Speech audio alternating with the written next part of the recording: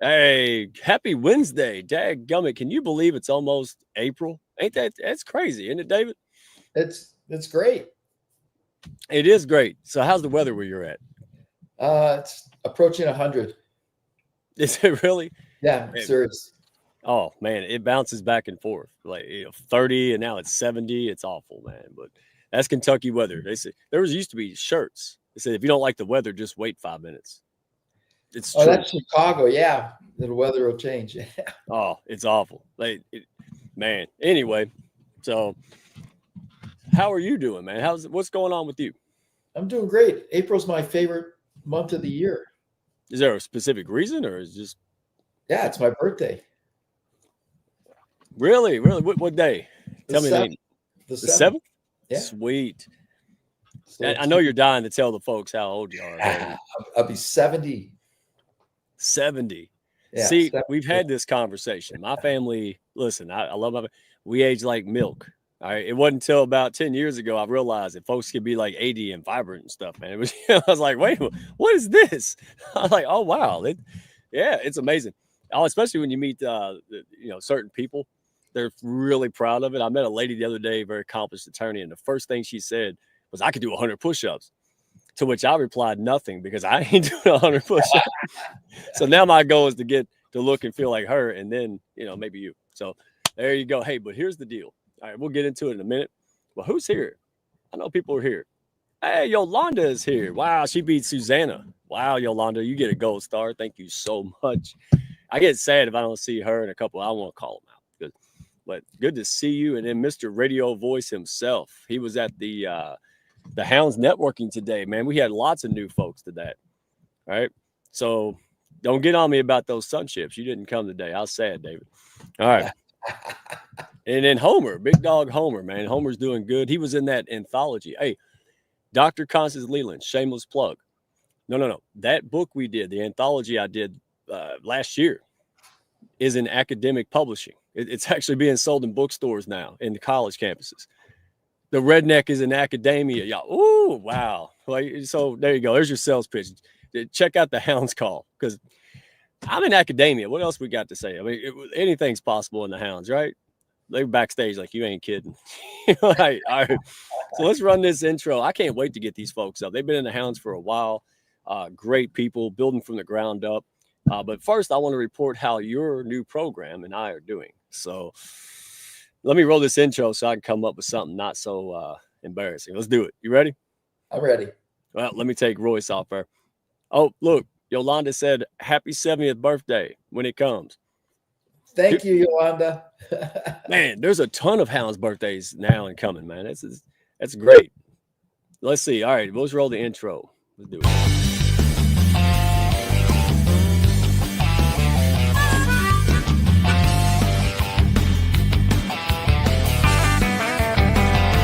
Are you looking to grow your network and your net worth with other high-level, heart-centered professionals? Then grab a seat and your favorite beverage and join Mike Asherbranner, the Redneck Connector. It's time for the Hounds of Business Community Happy Hour.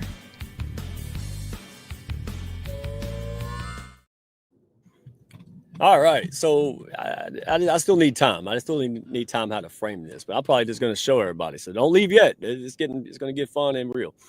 So first of all, Tanya Eberhard, that was her voice on the thing, and I think we're all Tanya. What was it? Hulkamaniacs, Brand Face Maniacs. We got to come up with something silly.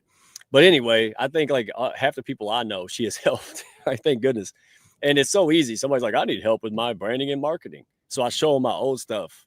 Like, hey, enough said. Right track, wrong train. But seriously, I mean, people are marketing stuff that's confusing. People meet your brand before they meet you. That's what she says, and it's absolutely true. So if you're flopping around trying to figure out why things aren't happening like I was for the first 3 years, yeah, go have the conversation. They also have a great group call and all kind of good stuff. So well earned. Not even a shameless plug. This is key. In fact, I won't let people hire me. I want to do the master attractor program. Not until we get that right. If we can't do it, you need expert help, right? So, I mean, that'd be like coming to me saying, I have a toothache. You don't want me pulling that tooth. Go see her, right? All right. So there it is. I got my little, I'm still talking about it. I'm still excited.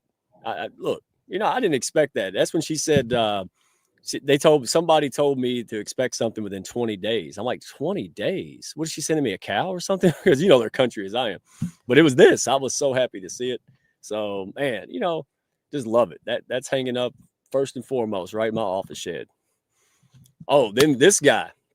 Book is dropping. I will find out definitively here soon. Troy Carnes. I got to have a hair sample. We got to be related. This guy's unbelievable. Going through things. He went through 98 days of alcohol recovery. And then he found out he had cancer. And then quickly they're cutting his shoulder out. So I want to read a book by somebody who has been through that because they know what they're talking about. And this guy, he's just a good-hearted man. He really wants to help people. And he and his family are all solidified behind this. So it's exciting. His first book is dropping here soon, hopefully in April. And pre-orders are going out. And this guy's just out there championing it. And he's a good-hearted man. And a lot of folks struggling. We think we're alone. Right, David? That's right. We're not. Other people just better hiding it than you are. Stop hiding it. All right. That's why we got the hounds. You ain't got to hide nothing here. Be your best self. All right. And then, Kevin Smith. Oh, this guy. He lost his wallet and it looked like he lost his mind at first. If you lose your wallet and somebody gives it back to you, what are you supposed to do? Give them a 20 and say thank you. Right. That's what you do. That's what I do. The dogs are back here going nuts. All right. Well, somebody else will deal with it. All right. Find out. This guy is everywhere, truly spreading kindness. If you missed our show last week, oh wow, go to the YouTube channel, Hounds of Business. This is no joke. We had the movers and shakers of York, right? And I used to work in the city, right? In government and things like this, a nonprofit, 25th largest city in the US. This is the pilot. These people are doing it. I mean, leadership, transformational leadership. I've never seen anything like this.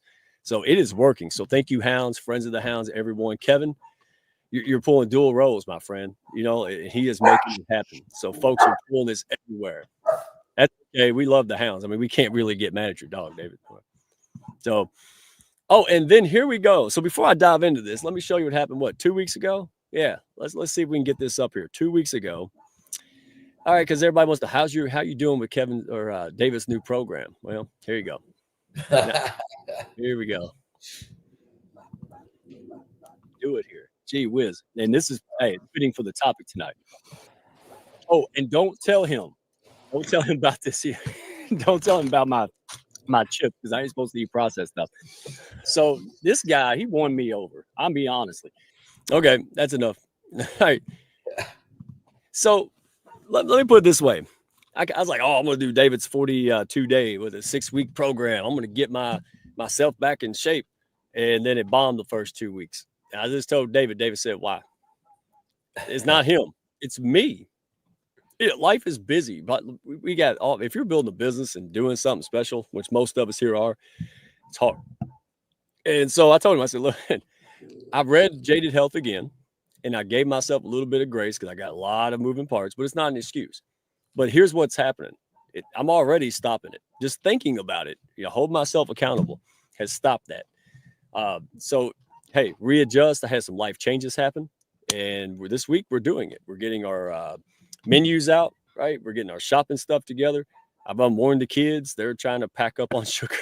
So like camels, man. And, we're going to get after it because this ain't yours. I mean, I've heard someone say this a while back, and this reminds me of you.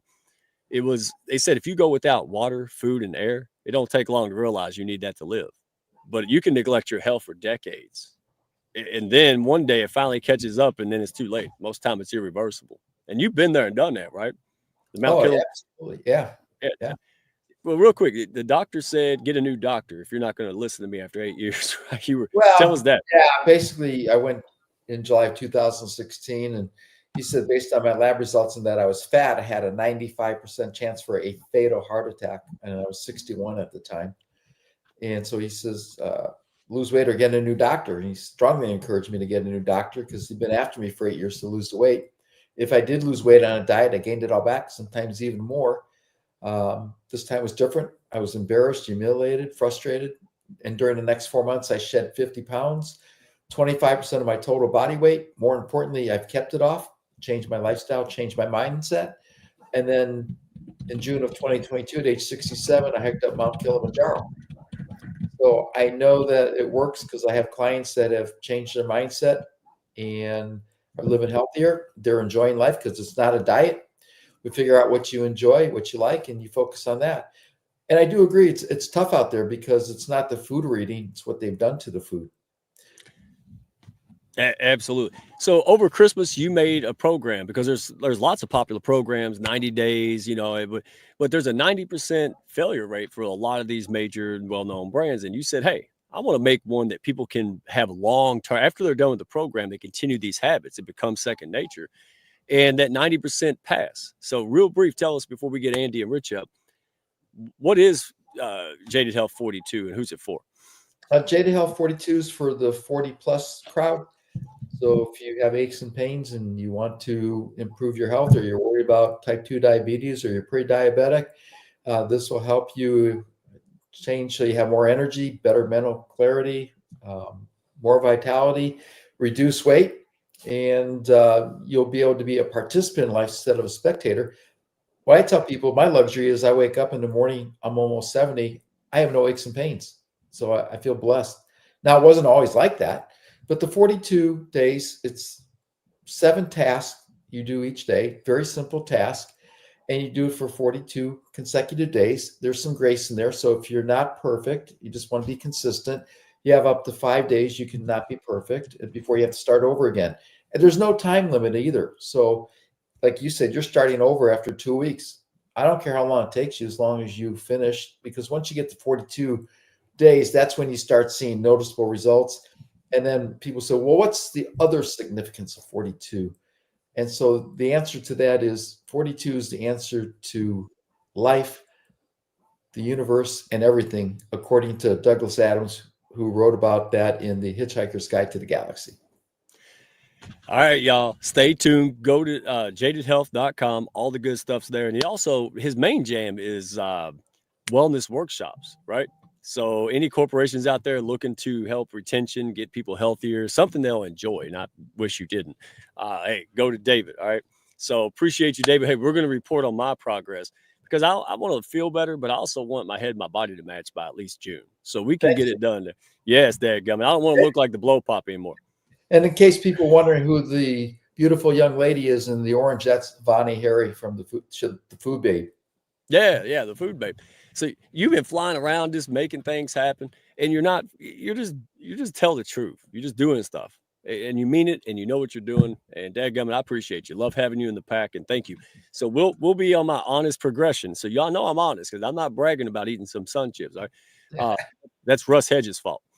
So anyway, it was Russ and D. Scott. They started it. All right. So David, we'll have you back soon, brother. Appreciate you a million. Thank you, Mike. All right, my pleasure. All right, let's pull them out here. Let's get Andy and Rich on the stage. We don't have a clapper. Yay, I can do this though. How are you? How are you, Rich? Good. How you doing, Mike? Thanks for having us. Man, I'm awake. I'm awake. I wanted to sleep, but now, how could you be asleep? And then Andy, she's on mute because she's been hanging out with me. Andrea, how are you? Unmuted. I'm good. Thank you. Sweet. So the folks are in for a special treat. Today it's supposed to be talking about unlocking business growth through automation and simplification. I know what you do, but like I said, it's kind of like giving a monkey Etch-a-Sketch. There's only so far I can go. So I'm going to be learning a lot about y'all. All right.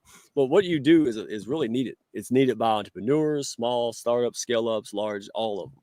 Right. So welcome to the stage. Tell me a little bit about y'all. Just give me a little bitty backdrop. You don't have to start a childbirth or anything weird, Andy, but hey, where are you today and how did you get into this business? Excellent question. So where are we today? So Rich and I joined forces almost 2 years ago. And both of us have come up through consulting and a lot of technology, and worked for larger companies, and got together and said, hey, we've been seeing a lot of the same patterns. We've been friends for a really long time, and we always talk about the same thing. And a lot of it really came down to, we've got smart people who are getting stuck, and a lot of it comes down to their systems and their processes just not keeping up. And so we were like, hey, maybe we could turn this into a business and consult for ourselves. So that's really where we got started. And our passion is really just helping business leaders stop fighting with their systems and start using them as a real growth engine. And so that's been the fun part. Yeah. And so you're being modest. All right. Maybe Rich wouldn't be so modest. Because y'all work for some big dogs, right? Y'all been in with Dell and Oracle. I mean, people's heard these, right? Yeah. But now you help regular folks like us untangle messes we got ourselves into. Is that the redneck version? Is that accurate? Yeah, I mean, yes, we've had a career in a lot of big organizations. I've worked for Salesforce, we've worked for Dell, Accenture. I mean, these are names of companies that you say people recognize, that they're known for excellence in either their software or their outcomes. And I think the really interesting part, and Andy and I talk about this all the time, and as she alluded to, is, whether you're working for a large company or whether you're working for a small company, it's just the maturity of the company and the dimensionality of the problem, right? So it's process that's going to drive your technology, that's going to drive efficiency, and that's going to drive growth. I mean, it seems like a simple equation. It's all going to kind of fit together really easily, but it doesn't. And those big companies that you refer to, although they have a B behind the number of their revenue, they're challenged with this every day, just as most of us in smaller, medium-sized businesses are as well. Yeah, all right. So if anybody's out there going, oh no, not another daggum system or something to learn, that's not what you're all about, right? So how do you all approach people who are just overwhelmed by all this tech and talk and all this crap already? Like, that's what makes you different. Yeah, that's a good question. Yeah, we always say we're here to remove the complexity, not add another system unless it's warranted. So a lot of business owners or business leaders, they don't necessarily need more technology, but they need the right technology. And I think that's a common thread that we find is really translating what your business needs into what the technology can deliver. Correct. Yeah, I mean, when you think about technology, and we've all seen it, especially in the age of social media, just turn this on. AI is going to solve every problem. It's really easy to use. The problem is it may be easy to use if you're a technologist and you know the outcome you're trying to drive with the technology you're buying. But the reality is a lot of people buy a Rolls Royce and they need a Fiat, right? And so then they struggle with all these features and functionality, and they're like, should I use this? Should I do that? And so to Annie's point, it really starts with the simplest part is, what outcome are you trying to achieve? Like, what business process or business outcome are you trying to work with? And how does the technology support that business process? Because sometimes, honestly, you can use the free version and it will do just what you need it to do until the point where you hit a maturity in your company and you're like, okay, now I got to buy that next feature. So it's also kind of doing an evaluation of what you really need and the time you need it. See, this is what I like about y'all. This is the same way I am. I approach them when I ask people or they're interested in my services or whatever I can do. I sit down and ask them questions like a medical doctor, right? It's the difference between a pharmaceutical salesperson. I'm not saying one's better than the other, but they're trying to sell the product that they have to sell, and the other one's trying to find out what solution fits you. And that's the difference. Everybody says that, but I've seen you all do it. I've heard people say, oh, they actually care, right? And you can walk away without selling somebody something, and that because they may not need it yet, but But when they do want it, guess who they're coming to? Andy. Right. We hope so anyway. Yeah. I mean, listen, there's a thousand reasons to buy something or invest in something, but I agree with you. We grew up through our career solution selling, right? So we've never been in direct sales roles. So when you solution sell, you're really thinking about the problem you're solving and trying to adapt to that problem. So we've done a lot of implementations of software. So we've always been on the back end when the salesperson has sold it and the customer's like, what do I do with this? Because the salesperson told me it would do this. And we're like, yeah, it doesn't do that. Not yet. Right. So now we've got to help you do that. Right. It's truly trying to identify the problem. And again, I'm skipping ahead. But this ain't just sell something and then go, oh, well, hopefully, then they have to call someone else. Correct. This is, you want repeat business. If they do this, they call you to scale up and do more and do more. And it's so bizarre because it sounds so simple, but I don't see a lot of it. I don't. And it's such a big thing with AI and all this stuff. So it's refreshing to me. That's why you all are on here, just to have people that go, hey, let's slow down and get to know you for a minute. Like, it's very simple.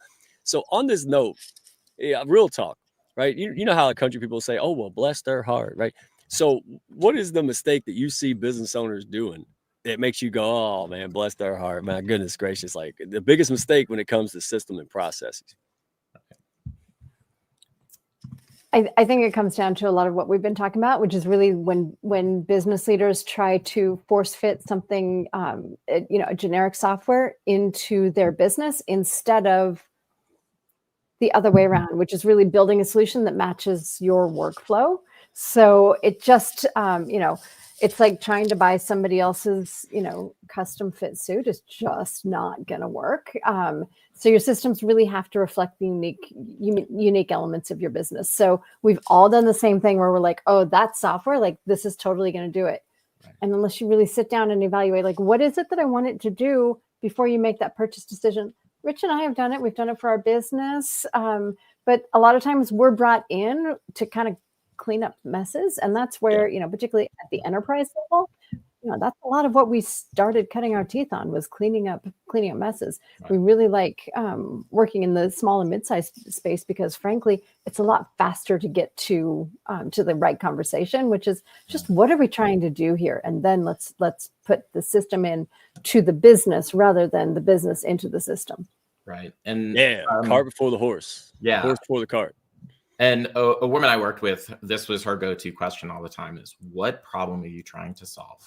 Right. And so that's really when businesses make mistakes, they don't entirely answer that question. Right.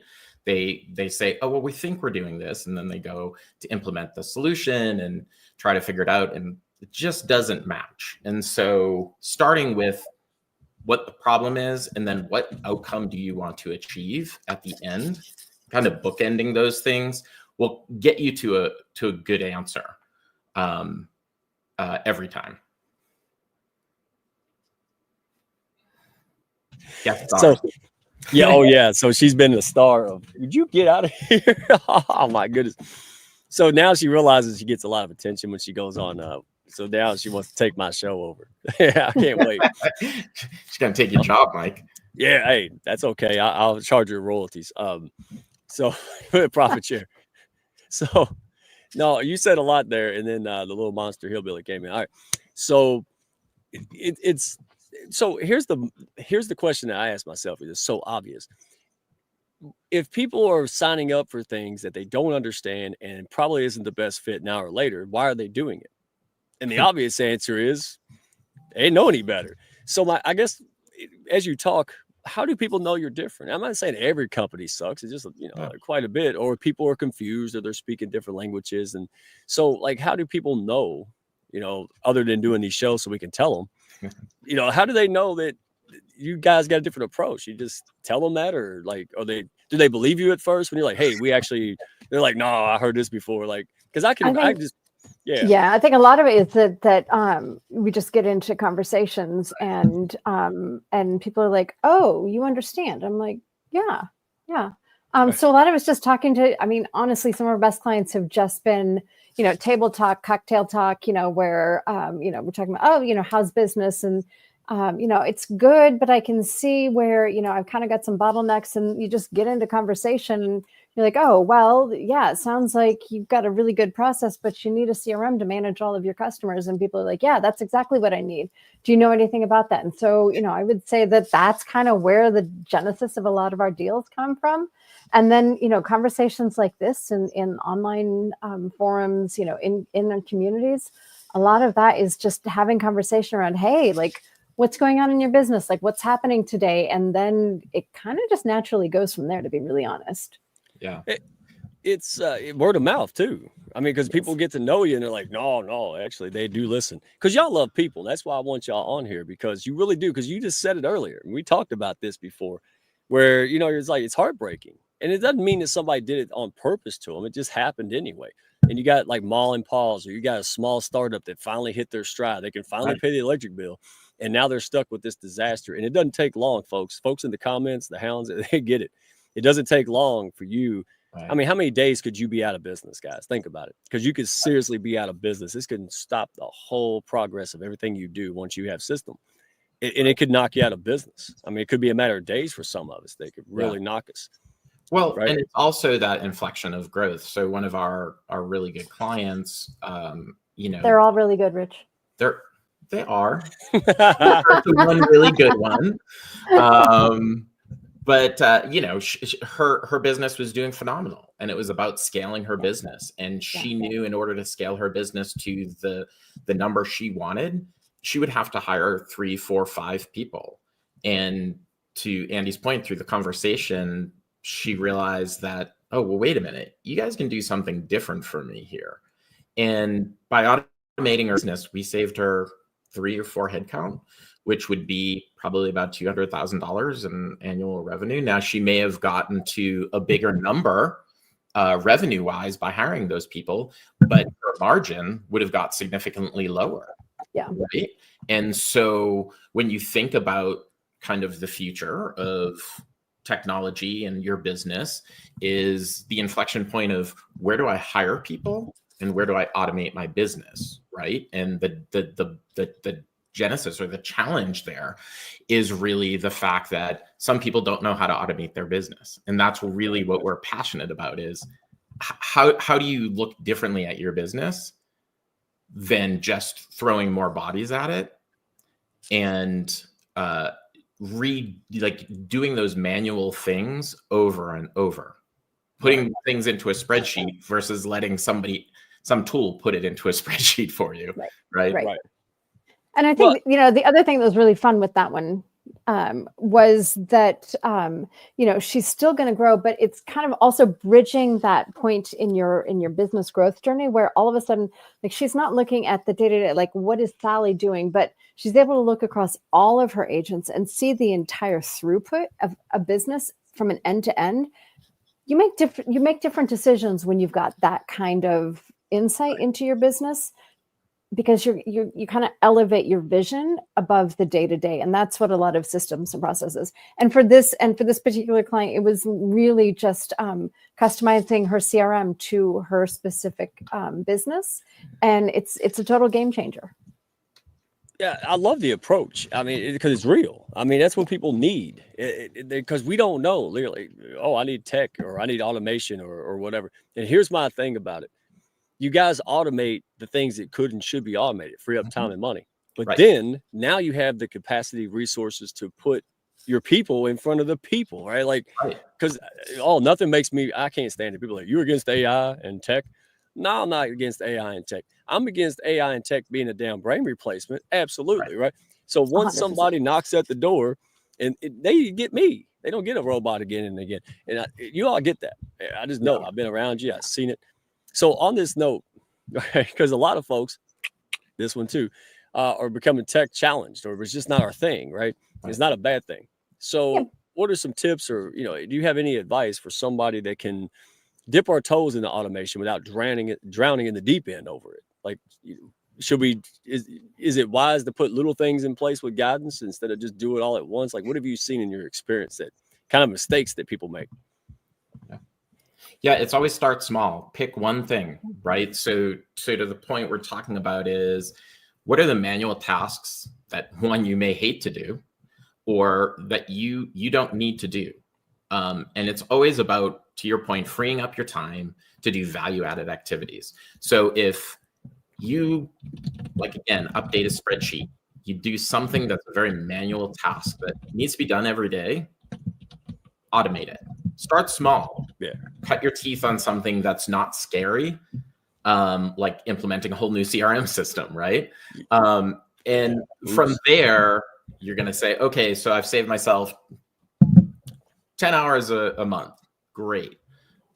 We can't force you to take those 10 hours a month and add it to lead generating or value-added activities, but you could free up your time, right? So tech doesn't have to be overwhelming, but it has to be thoughtful. And to the point kind of Andy was talking about earlier, it's really about your business process and the outcomes you're trying to achieve.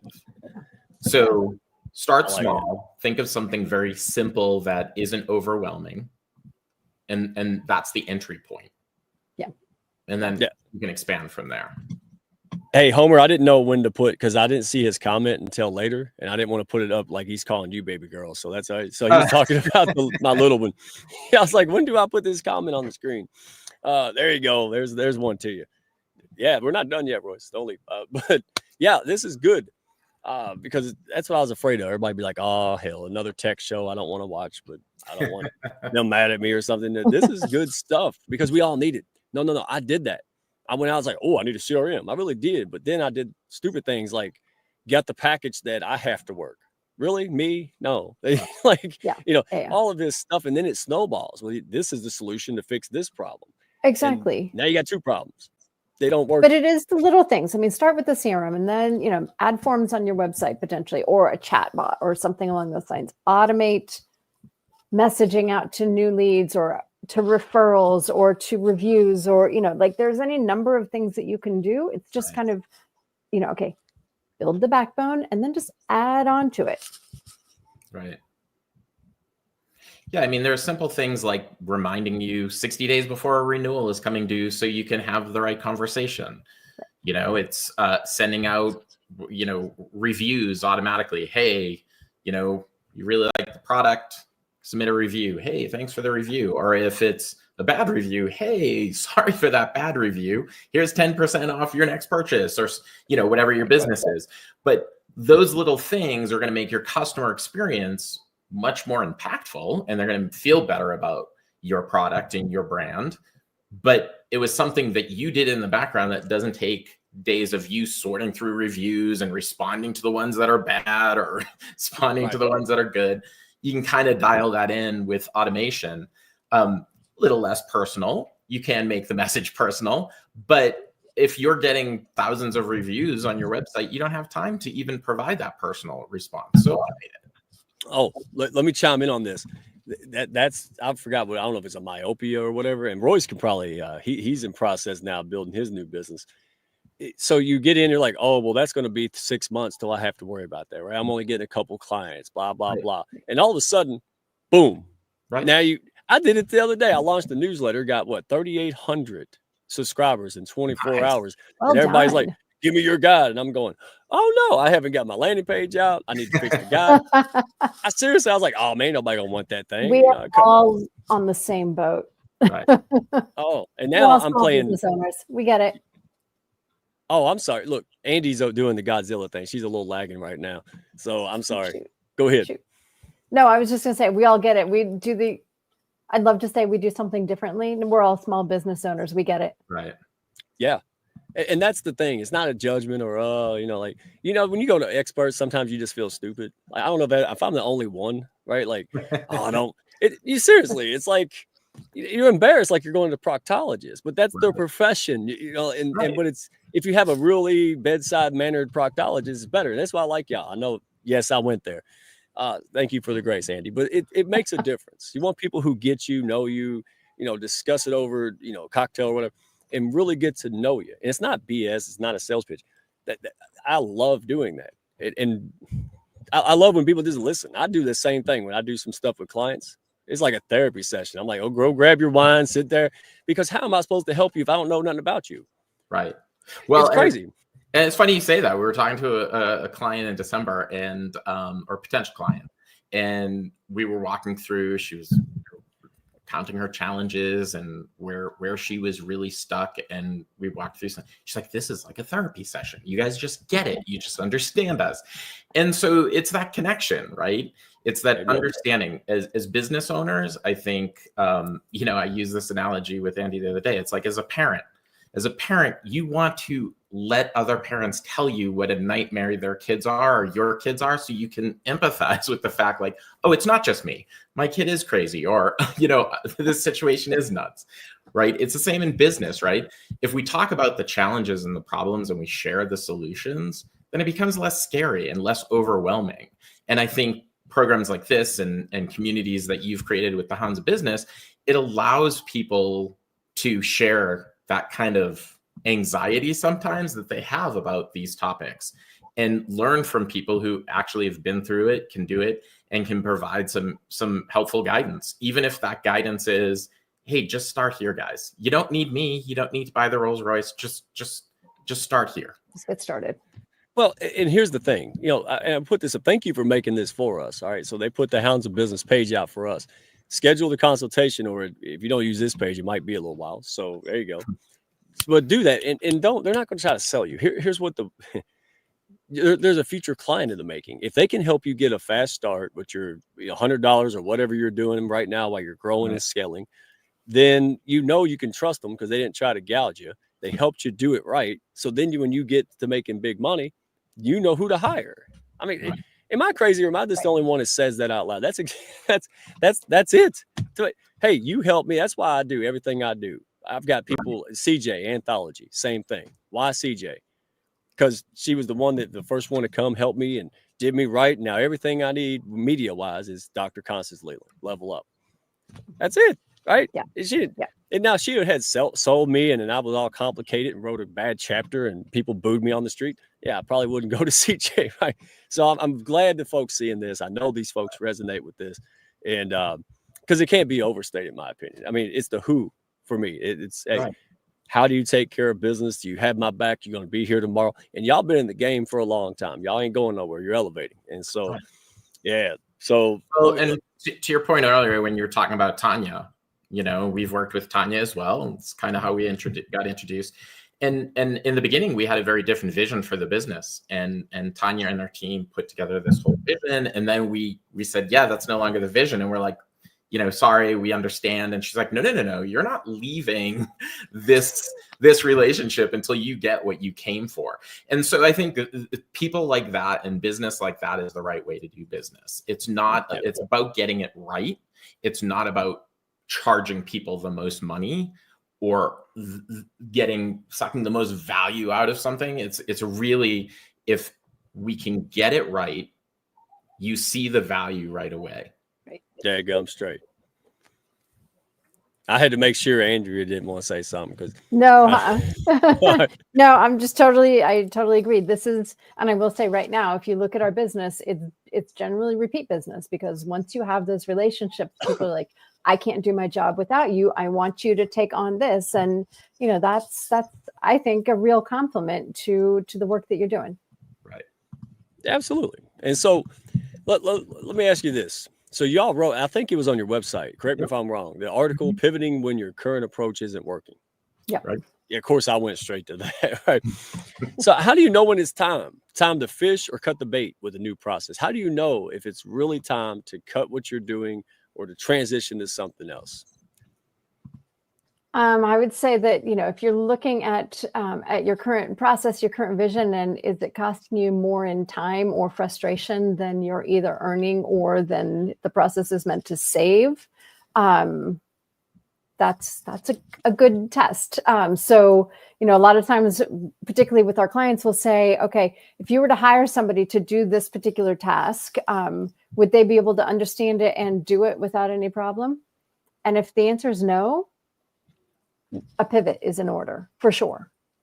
Right. And this article started with thinking about the evolution. So, I started my career in banking back in the 90s, and every bank was buying every bank, and they were going to save millions of dollars through these mega acquisitions and create this better experience. And then we go into the .com boom, and, now internet is going to just be the greatest thing ever and simplify our lives. And now we're in the AI generation, right? Now these agents are just going to do everything for us. And what I would say is, through each of these evolutions, the principles we've been talking about are still true. That if you don't have great data to tell your story, it's not going to work. If your AI is hooked to content that is bad content, it's going to give you a bad answer, right? And so technology has always been able to level the playing fields and make our lives easier, right? I mean, 30 years ago, we didn't carry this around all the time. Now, nobody leaves their 2 feet without their cell phone, right? And in some instances, it made our life really easy. Some instances have been really complex because there's underlying processes, data, interconnectivity between different groups, right? So if you're a business owner, you maybe want to pass things on to your CPA. Well, okay, that's data that your CPA needs. Well, what if that data is sitting in 17 different places? Tax season is just a nightmare for you, right? Versus pulling it all in one place and saying, here's the thing you need. Marketing, leads coming in, becoming customers.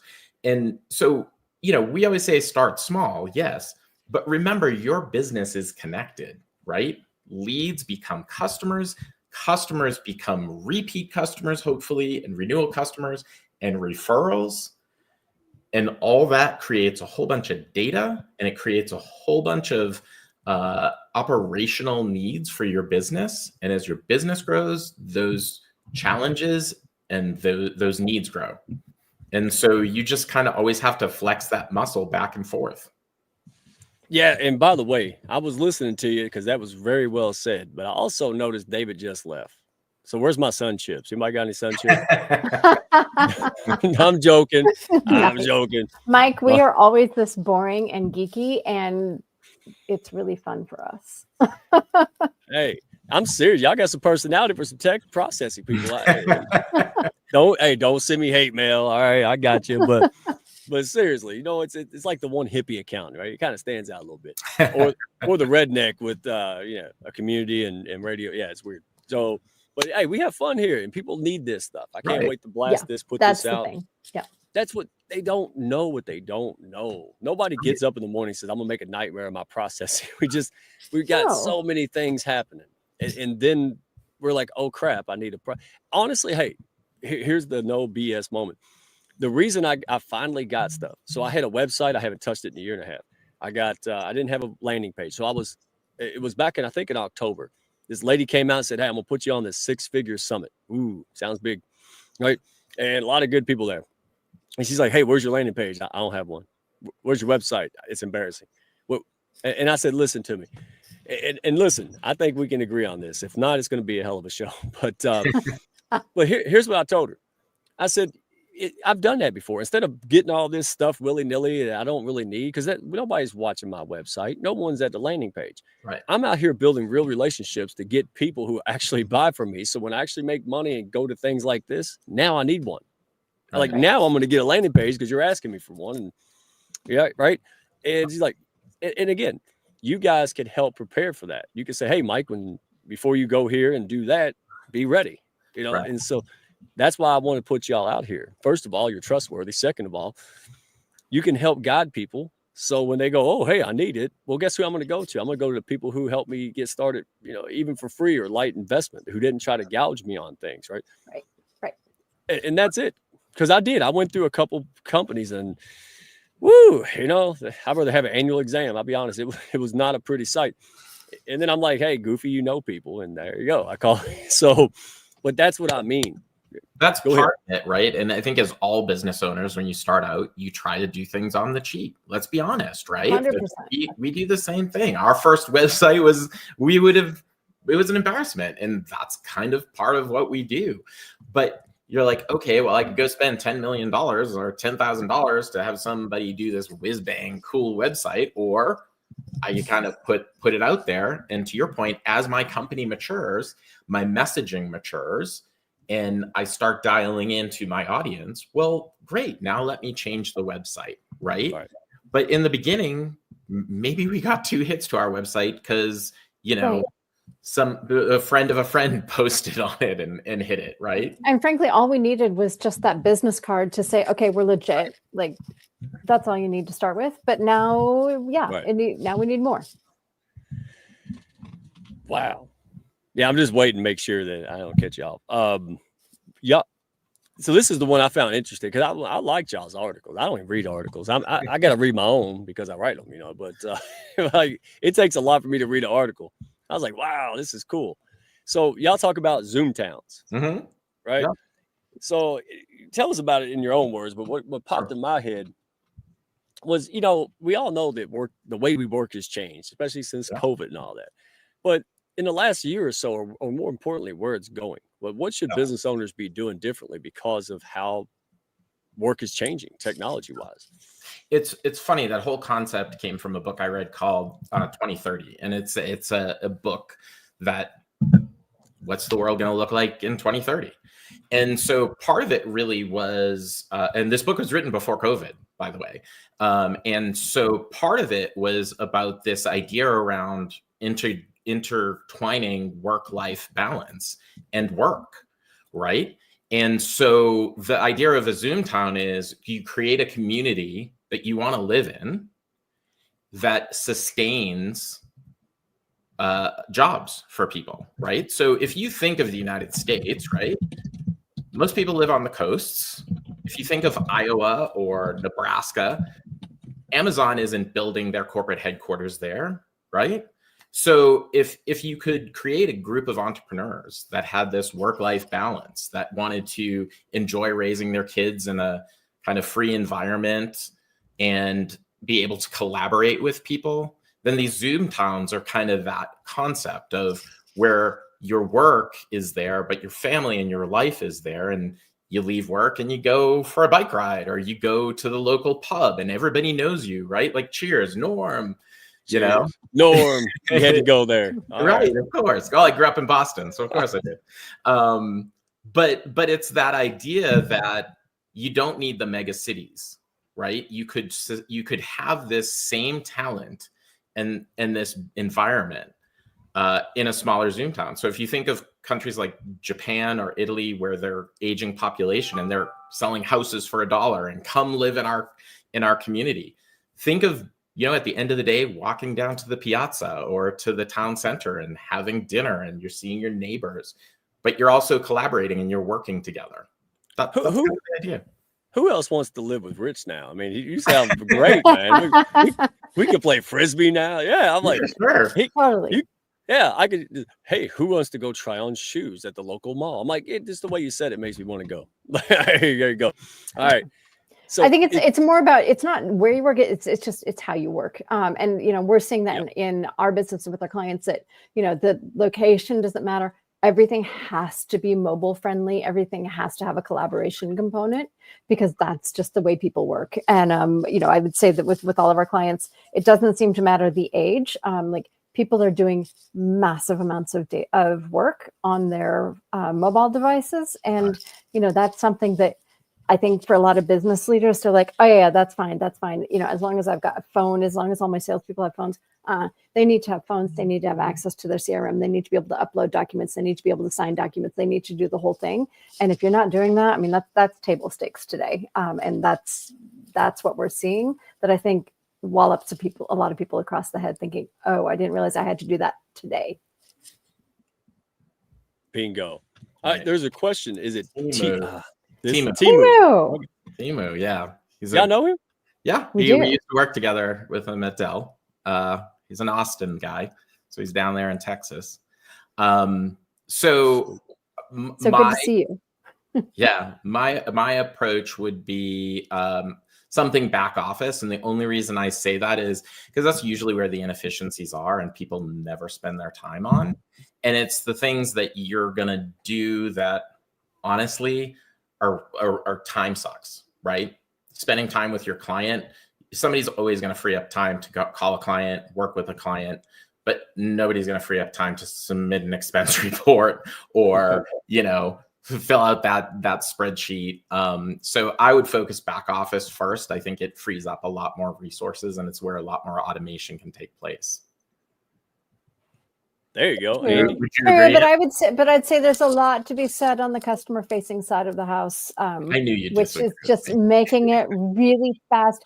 I mean, you know, there is so much data around. The faster you follow up with prospects, the faster you follow up with clients, like, you win deals that way. And so I think the faster you can respond to people, there's a lot to be said for that business case as well. So, you know, we'll take whatever our clients want to tackle first. Right. But agree with you, Royce. Test it first. Yeah. Hey, anybody else notice how I got y'all like fighting like Pokemon? That was cool. Y'all want to You see like that again? that, Yeah. Somebody else asked the question. Well, it's you know, and is the marketing part of right. It's our backgrounds. It's our competing backgrounds. He's the banker, right? And I'm front office. So That's leopards don't lose spots. Yeah. Yeah, you guys are a fun team. I'll tell you what, man. And hey, and shameless plug. Why is this guy not in the hounds yet? Hey, go yell at them. Timu. Hey, seriously, no. Look who we run with. Look at the fun we have. We get things done. Hey, shameless plug. Listen. Hounds of business. Timu, you're in stealth startup mode, right? So It's true. I did read that. Yeah. Right. Man, you don't do it alone. I mean, dadgummit, man. I'm telling you, I got opportunities galore. And it wasn't me out there talking about me. I did that for years. Y'all see, man? Y'all see that hairline? Yeah, that's for trying to do it alone. Listen. Don't do it. Hey, look at Rich. You've seen him, right? He really tried to do it alone. I'm 22. I mean, come on. Yeah, and you can. What do you say? Pick up like 200, 340 pounds or something. Yeah, you can pick up like 6 of me right now. That's why I got David. That's why. But seriously, we have a blast, and this is what I mean. It's pushing people up. All about it. So, oh wow, time flies. We're having a lot of fun. We should have brought Sarah P out because, me and her are like secret nerds. So we'll just have to bring it up and just have like a Star Trek day or something. Definitely. Somebody give me the rights to Star Trek. All right, go work on that. Somebody. All right. So let's see. Wow, man, I even had cheat sheets, but I didn't need them today. That's wow. All right. So that article, that AI article, there's tons. Y'all go to the website. That's why I'm putting it up. Right. This is really good stuff for the regular business folks. Right. Again, not tech wizards. We're talking about AI now. So what's one simple AI tool that we can start using, playing with, get excited about that would make a big difference for us if you're not tech savvy? Depends on what you want to do. ChatGPT and Claude are like the instant ones for content generation. I love Perplexity for research. So if you're trying to research a new client, if you're trying to research even a new software or how to do something, I find Perplexity really good. So yeah, I might start there. Timu's funny. He said born on a leap year from earlier because you said you're 20. I think the funny thing is everything's AI, right? Everything is AI generated now. Oh, AI tool. So even if it's just automated and not AI, because we do have some holy wars over that too. Right. But even if you're going to start with any of those tools, the thing to remember is what you put in is what you get out, right? So with ChatGPT, Claude, it's all about your prompt. And so if you don't know how to write a prompt, you can ask ChatGPT how to write the prompt. This is what I'm trying to do. How would I write a good prompt? Right. Yeah. But there's a wealth of data out there. We talked about all the content that's out there and that it's tapping into, which is great. But if you just ask it really open-ended, generic questions, you're going to get a very generic answer. And so I was working with somebody and they were like, well, I don't like the tone of this. I'm like, well, tell it to make it humorous. They're like, you can do that? I'm like, yes, you can prompt it to be humorous, to be serious, to now create images, but you kind of got to know what the outcome is and how you're going to prompt it. So, But ChatGPT is the great, kind of first introduction for most people. Yeah, Claude kind of creeped me out a little bit in a good way because I was over typing it. It's like, hey, do you want me to put this in a redneck connector tone? I'm like, hey, Claude, wow, we on third base. What happened here? Yes. Yeah. But if you program it a lot, again, we can save a lot of time. I throw all the stuff I wrote for the last 18 years, put it in there. And then here's the key, though. I sit down and do it. I don't just throw it out there. I don't take its 100%. Word for it. I just prompt and I learned. See, Dr. Constantine helped me prompt and learn. Yes. And it was very helpful. And now I can show other people, right? Use the same system over and over again. But you're right. And then it's the same thing. It's building the process. It's building the templates. And now when you need something, like you just say, here's my template and here's what I want the contents to be. So, it's making a process out of the ChatGPT or whatever you're using. But I would also say, like, as much as I rely on it for research and spell check and grammar, all those good things, right? I always say reread it and kind of make sure it's your voice. So to your point is, once you've trained it, I think it gets your voice. But a lot of people, because I see this all the time, is they see it, they copy it, they paste it, and I'm like, yeah, that's not you. That's still the computer, right? So for research, stuff like that. But if you're gonna, I do recommend for AI, if you're gonna publish things, still retain your voice. And then even use it to fact check yourself and to, to look for, where are their biases. And, like you can literally tell it to also be the school teacher, not just for spell check, but for how what are the holes in your line of thinking or in your business case or whatever it is that you're trying to build. Right. Yeah. Well, let me give this to you and you can fight over it like Pokemon. I just want to throw it out there and see what happens. All right. So before we wrap this up, all right, what's the one question that I should have asked you, but I didn't, and didn't have to know how to ask? Is there anything that you would like the folks to know about you, your business, anything that I should have asked but didn't? I mean, like the reality is, do we drink our own champagne? Right? I mean, we're Good question. Good question. Yeah, we got all the answers, right? But do we take our own advice? And so I will say, like, no, not always, right? That landing page you're showing, that was created yesterday, right? To your point, like I'm about to be on a show, I'm gonna need to put out a landing page. So I think the reality is business is challenging. It's hard. It's hard to balance all the responsibilities and all the priorities you have. And so first, we're always like, don't sweat it. But I think it's really important that everybody is always constantly evaluating and constantly thinking about their business. And we do it every day. Was this right? Was the website right? Was the language right? Did we say the right things to Mike on the hounds? I think everybody needs to give themselves grace, and your business is gonna take off or do a slow burn, whatever you think it's going to do. But, it is challenging. And I think the more we create a community like the Hounds and create communities where we can share and talk and be really honest and transparent, I think you get a lot more out of your business. Daggum straight. Well said. I agree. And that's why chiropractors don't crack their own necks, Andy, right? Like That's exactly right. Well, and it's just doing the reps. We were talking with David earlier, like we have to hold ourselves accountable to doing the reps, to making the calls for new leads, to networking, to doing the finances, to cleaning up our data. It's holding each other accountable. Again, it's also really helpful when you're in communities like this, because sometimes we have to reward each other and slap each other on the back for just doing the hard work. And so that part's nice too. Well, that's awesome. Everybody go to, how do you say, is it SaaS or I heard somebody say SaaS, software as a service, SaaS business advisors, so SaaS BA. Yeah, I said SaaS and then I heard someone spell it out. I was like, oh my God, have I been saying SaaS and I shouldn't have been? Yeah, go imagine that. Yeah, SaaSBA.com. And /HOB, right? Go ahead and get on the calendar early. Yeah. Like CJ, right? You have to really be with the Hounds. But if you're watching this, you want to go ahead and jump on it. Hey, just jump to my group call first. And if you want to do that, just DM me. Y'all already know I don't pester people. I'm behind like 4 days on 6,000 messages. So I promise you, I've got help. I'm coming in. I've got help here. They're going to help me process, manage, automate stuff. Let's automate it, Mike. Awesome. Let's do it. We're waiting. Yeah.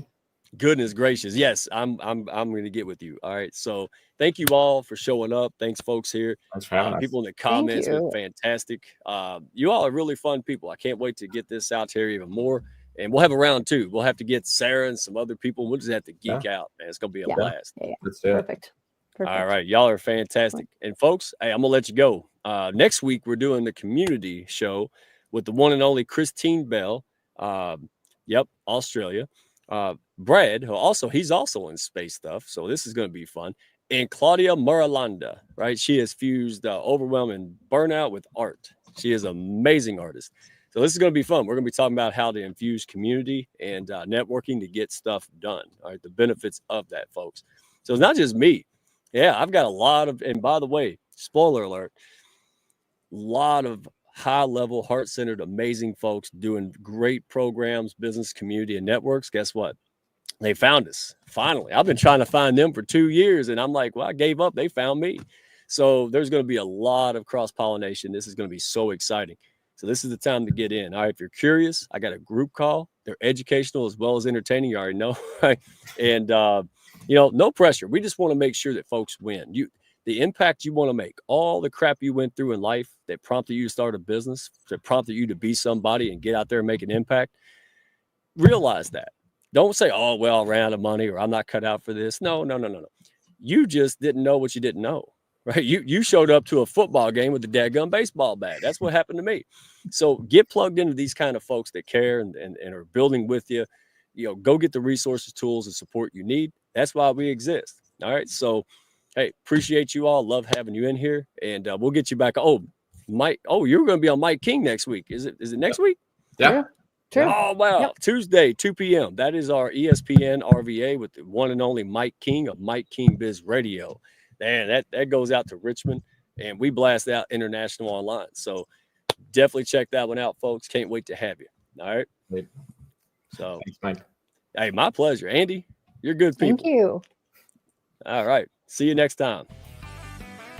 Thank y'all for stopping by. Be sure to follow, share, and like, and send me a message if you had fun today. Y'all come back now.